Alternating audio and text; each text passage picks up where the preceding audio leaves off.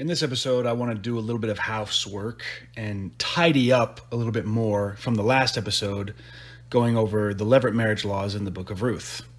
To recap, I had argued that the kinsman redeemer, the unnamed kinsman redeemer, was already married. And I argued that on the basis of the fact that he claims he had an inheritance already to give.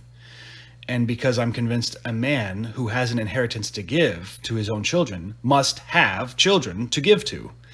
And having his own children, he therefore has his own family, including a wife, at least a wife. Now, in all the resources that I've read, I haven't found anything that takes umbrage with the fact that the man already had an inheritance to give. Nobody's debating that point. It seems like it's mutually agreed upon that that's not a controversial stance to take, considering he appeals to that very inheritance for the reason why he can't marry Ruth. And his appeal to that inheritance is proof that the inheritance is there. He has an inheritance to give. But I went a little further in trying to argue what it means for that inheritance to be ruined, as he claims, which is a different issue. And when I explored that, I conjectured that for that inheritance to be ruined would mean that he would pull resources from his already begotten children for the sake of fathering and raising and providing for children that were raised for the purpose of his deceased brother. And when he pulls resources from his already begotten children, that's what it means to ruin the inheritance. Now, I've racked my brain trying to interpret that phrase, lest it would ruin my inheritance. I've tried to interpret that in so many other different ways, and nothing comes up consistent or logical. I think this is the best explanation. But one of the comments in the last video brought up a good point when they said, by that same reasoning, the man who doesn't want to decrease the inheritance he will pass down should have only one child. That wasn't what men generally wanted to do. Perhaps I wasn't as thorough as I should have been, but I want to continue to defend my position when I address this comment by saying that we need to remember what the purpose of levirate marriage law is. The purpose wasn't to increase the namesake of the surviving brother. The purpose was to preserve the namesake of the dead brother. And to preserve the namesake of the dead brother, the levirate marriage law requires the surviving brother to use his resources to protect the namesake of his dead brother, not to protect his own namesake. See, it doesn't matter how many children the man already had up to that point, whether it was one child or 20 children. All of his prior begotten children carried his namesake. They would all carry on his legacy. The levirate marriage law that he was supposed to fulfill would require that he raise Ruth's children for a different namesake, not his own, but his dead brother. See, that's why he didn't want to raise children with Ruth, because he would have to provide for them with resources that would have otherwise gone to his own namesake, his own already begotten children. But you see, with Ruth, he would be giving those resources away to a namesake that was different than his own, that wasn't his. You see, it would be pulling away from his own inheritance. I hope I'm communicating that clearly enough, but in order to double down here, I want to help communicate this even more by pulling from another example that the Bible talks about. There is another case in the Bible, exactly like this one, where a man is required under levirate marriage law to fulfill obligations to his dead brother's widow, and yet he wants to refuse.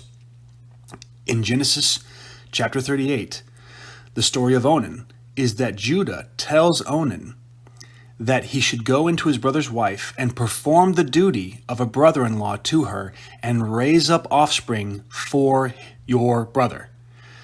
And verse 9 tells us why Onan didn't want to do that, even though the law required him to.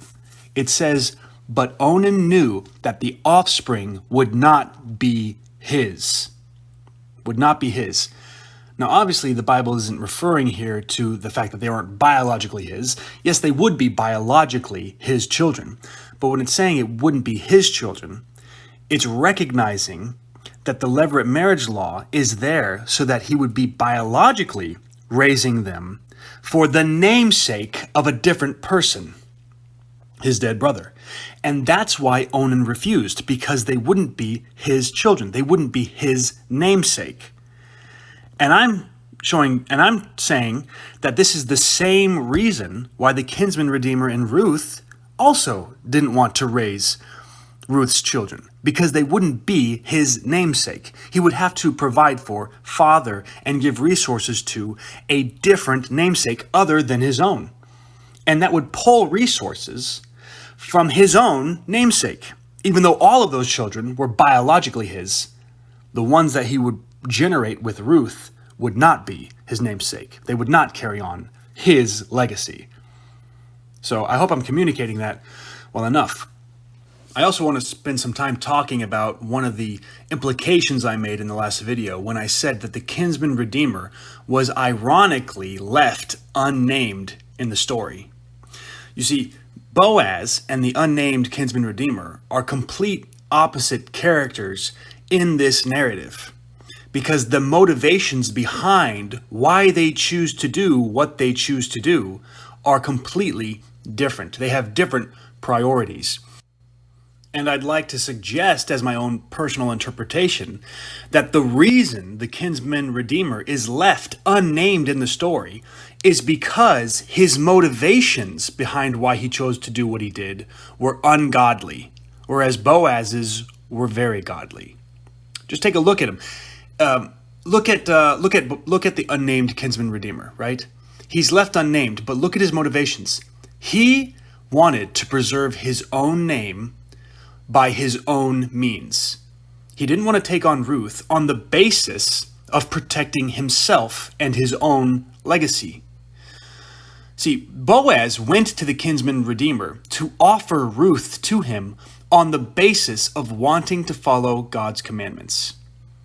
Look at the different motivations there between these two characters. Boaz sought first to follow God's law, even when it would be a barrier to his own personal desires for Ruth. He risked losing Ruth just so that he could follow God's law first, so he could follow God's commandments as a priority. Whereas the kinsman redeemer sought his own desires, even when it was a barrier to following God's law. Right? The kinsman disregarded God's law in pursuit of his own legacy. And yet, the kinsman, seeking his own gain, is left ending up without a name and a legacy forgotten. He's left unnamed in the story. Whereas Boaz is left not only with Ruth, but is named in Scripture forever and is an ancestor to the line of David and ultimately to Jesus Christ himself. See, I think this is what Jesus was getting at in Matthew 10:39 when he says, "Whoever finds his life will lose it, and whoever loses his life for my sake will find it." I personally believe that had the kinsman redeemer's motivations been different, it would have been a different story. For example, if the kinsman redeemer was willing to take on Ruth and fulfill the levirate marriage laws of God, yet recognized that Boaz had eyes for Ruth, he could have just as easily said, "You know what, Boaz, because you have desires for Ruth, and because you are there as a kinsman to fulfill the levirate marriage laws, I will forego my first priority as being a closer kinsman so that you can fulfill the role of the levirate marriage law. That way God's law is fulfilled, and you can, and you and Ruth, since you both have eyes for each other, can fulfill those desires that you have." I think if the kinsman redeemer would have approached it that way, placing God's command as the priority instead of his own desires, I personally believe he still would have been left named in the story. He would not have been forgotten. But that's my own personal opinion on what would have happened. It's hard to say what would have happened if it had been differently, but that's my own conviction on the matter. But it's pretty clear that the motivations between Boaz and the unnamed kinsman redeemer are completely different. One is seeking God first at the expense of his own desires, and the other is seeking his own desires first at the expense of following God's law.